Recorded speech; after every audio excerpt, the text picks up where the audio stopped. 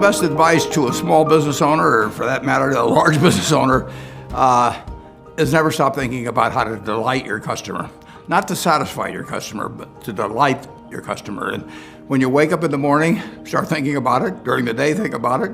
At night, think about it, and then dream about it. And no company's ever failed that had millions of delighted customers, and you start with them and you get them one at a time. If you look at Johnny Cupcakes, when he ships out t-shirts, he'll throw in a doll part. He has lots of doll parts for some reason. And it is freaky, but you need to do something unexpected. Unexpected can come at the cost of $100 or can come at the cost of nothing. You just have to break people's patterns of expectations. That's really all you need to do to deliver delight. So if you look at Johnny Cupcakes, when he ships out t-shirts, he throws in random things. Not always, but sometimes he'll throw in a $20 bill. And I think the thing is, there's a variable of chance and surprise, and I think that's what we like. I think that's also one of the reasons why people buy those grab boxes where you give them $20 and you have no idea what's inside, because it's like a present. So if you make it feel like it's a present, that's really important.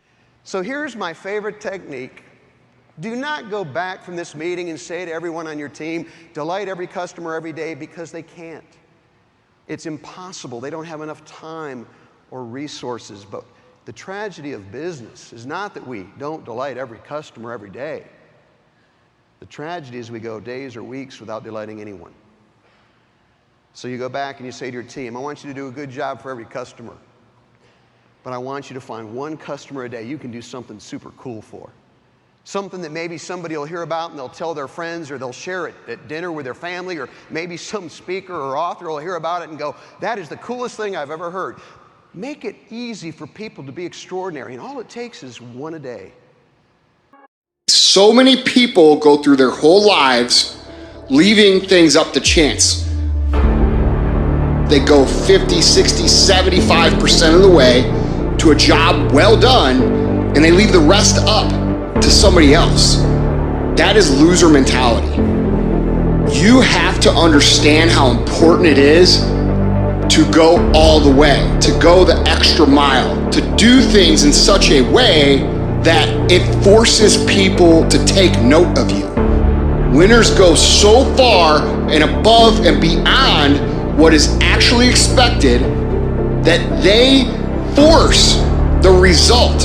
And what keeps you from getting to that spot is your inability to recognize that you are in control of that last 25%. You are in control of putting so much effort into something that people have to notice.